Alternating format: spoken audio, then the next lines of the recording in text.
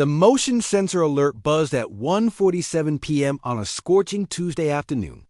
Marcus Chun, 42, a civil engineer who worked from home designing water treatment systems, looked up from his laptop to see her again. The neighbor from 3 houses down, bouncing on his custom-built pool slide like she owned it. 4 weeks of this. 4 weeks of finding wet footprints across his deck, his gate left open, his privacy shattered. But today was different. Today, Marcus wasn't just documenting. Today, he had a plan that would make this woman's entitled behavior go viral for all the wrong reasons. Before we dive into how, Marcus turned this trespasser's playground into her personal nightmare. If you love stories where entitled people get exactly what they deserve, hit that like button and subscribe. Now, let's see how this unfolded. This is a story in 3 parts. The violation that pushed a reasonable man past his breaking point. The confrontation where a trespasser learned that actions have consequences. And the resolution where justice was served with millions of witnesses. The violation started small. A neighbor Marcus had never even met began treating his backyard oasis like a public water park. Week after week, she'd vault his fence, use his pool, trash his space, and leave without a word. Marcus tried everything the right way. Police told him it was civil matter. Direct confrontation resulted in mocking laughter. The woman even brought friends, turning his sanctuary into her personal entertainment venue. The breaking point came when she hosted a party in his yard while he was at a work conference, causing thousands in damage. That's when the exhausted engineer stopped asking for help and started planning something unforgettable. The confrontation came on a blistering summer day when Marcus set the perfect trap. The trespasser arrived for her usual session, completely unaware that the slide she claimed as her own had been transformed into something else entirely. What happened next was caught on camera from 4 different angles.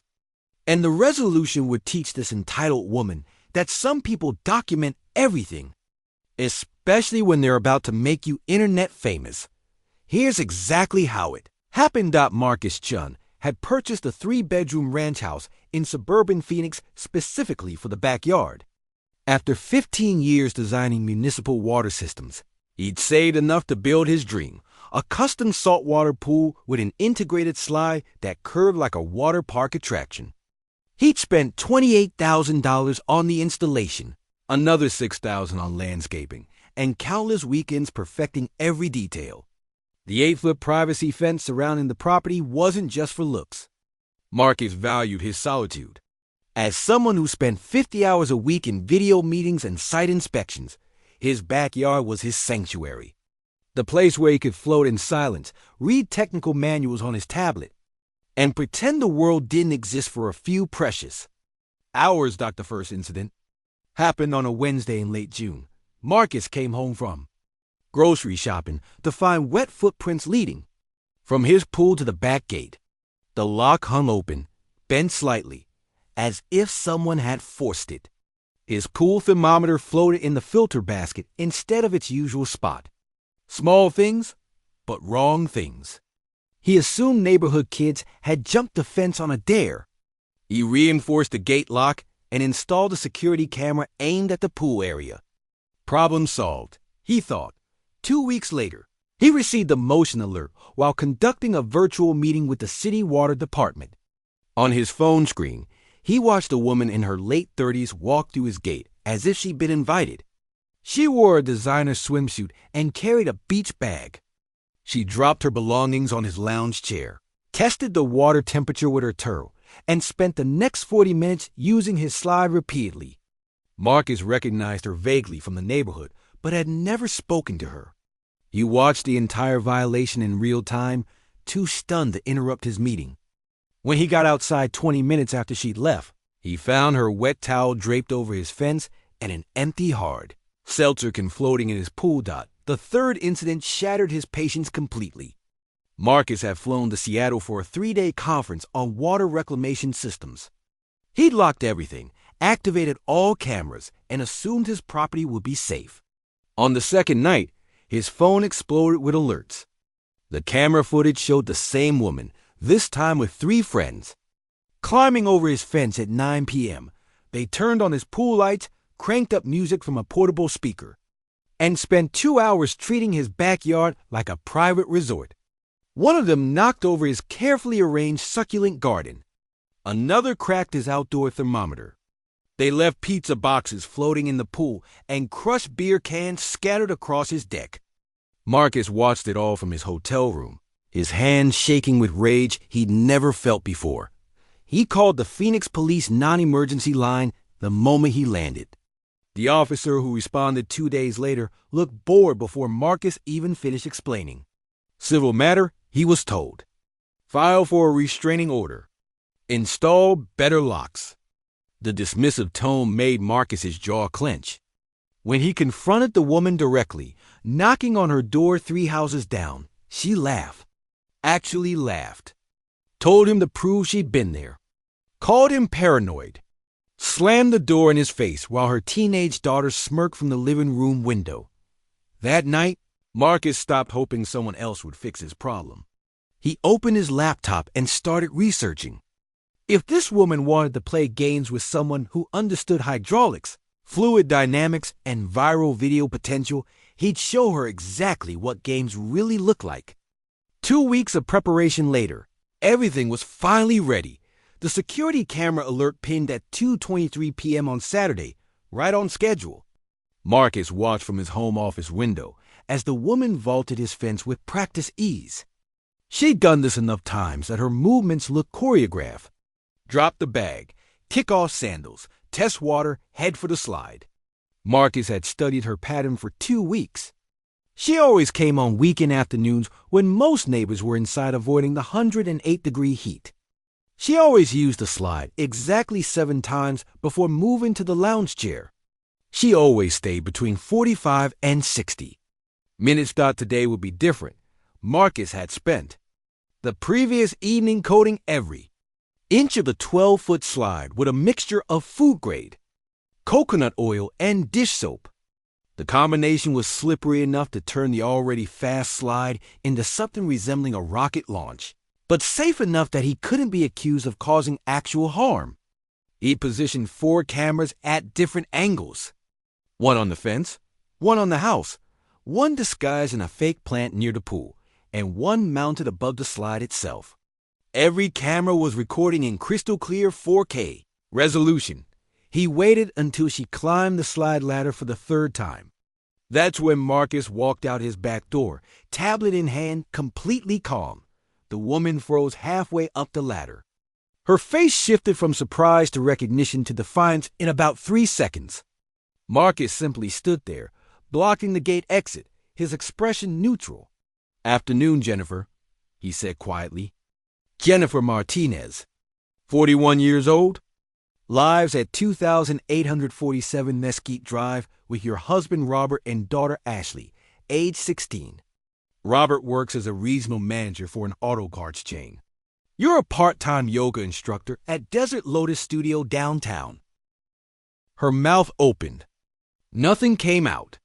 "You've trespassed on my property 17 times in the past month," Marcus continued, scrolling through timestamps on his tablet. "I have video evidence of every single visit. The party you hosted here on July 8th caused approximately $4,000 in documented damage. I filed a police report. They were unhelpful. So I've spent the last 2 weeks learning everything about you instead."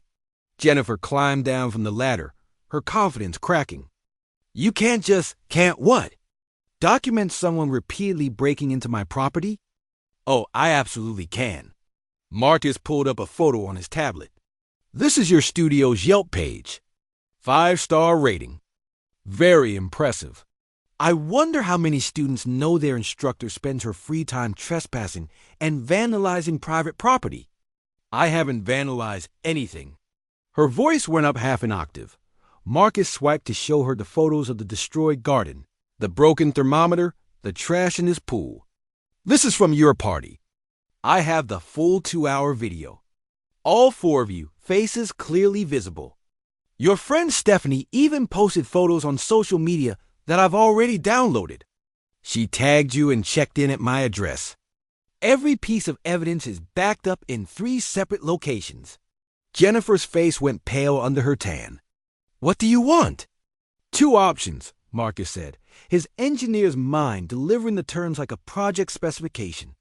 "Option 1, I call the police right now, file formal trespassing charges, sue you in civil court for property damage, and send the full video footage to your yoga studio, your husband's employer, and every neighborhood social media group.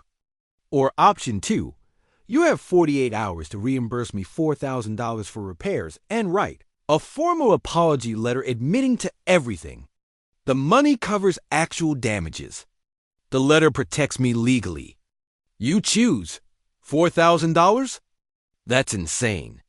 The slide repair alone is $1,200. The succulent garden you destroyed took me 3 years to cultivate. I'm being generous." Marcus gestured toward the slide. "But hey, you love using my property without permission. Want one last ride before you decide? I made it extra slippery just for you." Jennifer grabbed her bag and bolted for the fence. Marcus smiled as she stumbled climbing over, terror making her movements clumsy. He watched her run down the street, then checked his cameras. All 4 angles captured perfectly. He had everything he needed. But the real show, he suspected, was just beginning. The certified check arrived via courier exactly 47 hours after the confrontation. $4,000, along with a 2-page handwritten letter where Jennifer admitted to trespassing, apologized for the damage, and promised never to return. Marcus read it twice, made 3 copies, and filed the original in his home safe. Legal protection secured. But the money wasn't the satisfying part. The satisfying part came when he edited the footage. Marcus had spent 20 years creating technical presentations. He understood pacing, narrative, and visual storytelling. He took the best angles from all 4 cameras and created a 3-minute video masterpiece. It opened with Jennifer confidently climbing his fence. Cut to her mounting the slide. Then the moment she started down the oiled surface, her expression shifted from entitled confidence to wide-eyed panic as she accelerated to approximately twice the normal speed. The dismount was spectacular. She launched off the slide's end like a human cannonball, arms windmilling, entering the water at such an angle that the splash reached 6 feet high. When she surfaced, sputtering and disoriented, the camera caught her confusion perfectly. The video ended with Marcus's calm voiceover. When entitled neighbors learned that some homeowners are engineers with security cameras and a basic understanding of physics, he posted it on 3 platforms simultaneously. Reddit's Petty Revenge Community, a YouTube channel he created specifically for this purpose. The neighborhood Facebook group with context about repeated trespassing. Within 6 hours, the YouTube upload had 50,000 views. By midnight, it had crossed 3 million. The next morning, it was everywhere. Twitter, Instagram, TikTok accounts he'd never heard of. Morning radio shows played the audio. Local news stations requested interviews. The real twist came on day 3. Marcus received a message from Desert Lotus Studio. They terminated Jennifer's contract after multiple clients complained about trusting someone who publicly admitted to trespassing and property damage. Her apology letter, which she'd signed, was now public record through the small claims court filing Marcus had preemptively prepared as insurance. 2 major fitness brands that had featured her in local advertising campaigns pulled her sponsorships. Her husband Robert left a voicemail asking Marcus to take the video down, his voice strained with desperation. Marcus declined. The video stayed up. Justice, he'd learned, required documentation, but the unexpected consequence came from Jennifer's daughter Ashley. 2 weeks after the video went viral, the 16-year-old appeared at Marcus's door with her father. She wanted to apologize separately, she said, for laughing during the initial confrontation. She'd been grounded for the entire summer for her part in encouraging her mother's behavior. Robert, standing behind her, looked exhausted. He offered to personally replace the entire succulent garden using Marcus's specifications. Ashley would do the labor as part of her consequences. They'd spent the past week researching the plants. He explained, and his daughter needed to understand actions had real costs. Marcus considered refusing. Then he looked at the teenager's face and saw something he recognized. Genuine remorse. The kind that comes from watching your parents' bad behavior create ripples that drown everyone nearby. He agreed to let them help, but waived any additional financial compensation beyond what Jennifer had already paid. Over the next 3 weekends, Ashley replanted every succulent under Marcus's supervision. She asked intelligent questions about water retention and root systems. Her father worked quietly, asking nothing except where to dig. On the final day, when the garden was complete, Robert handed Marcus a business card. "If you ever need auto parts at cost, call me. It's the least I can do. And thank you for not pressing charges. Jennifer's dealing with enough consequences as it is." Marcus never saw Jennifer again. The lock on his gate remained undisturbed. His pool stayed private. The video eventually accumulated over 28 million views across all platforms, with thousands of comments praising his restraint and creativity. 6 months later, Marcus floated in his pool on a quiet Sunday afternoon, reading a manual on sustainable water filtration systems. His tablet showed the video's view count had stabilized at 32 million. Somewhere out there, Jennifer Martinez had learned that entitled behavior leaves permanent records. And as Marcus drifted under the Arizona sun in perfect peace, he thought about how sometimes justice doesn't come from courtrooms or police reports. Sometimes it comes from an engineer who understands that everything flows according to the laws of physics, including consequences. The slide sat there gleaming in the sunlight, restored and private, exactly as it should be. He smiled, took a sip of lemonade, and scrolled to the next page of his manual. Justice, whether served hot or cold, was equally satisfying. Across the country in Portland, Oregon, software developer Maya Patel was reviewing her home security footage when she noticed her entitled neighbor had been stealing packages from her porch for 6 months. What the neighbor didn't know was that Maya specialized in GPS tracking systems and had spent the last 2 weeks embedding trackers in decoy packages. When the trail led to a storage unit filled with stolen goods worth over $50,000, Maya picked up her phone and smiled. But that's a story for another time.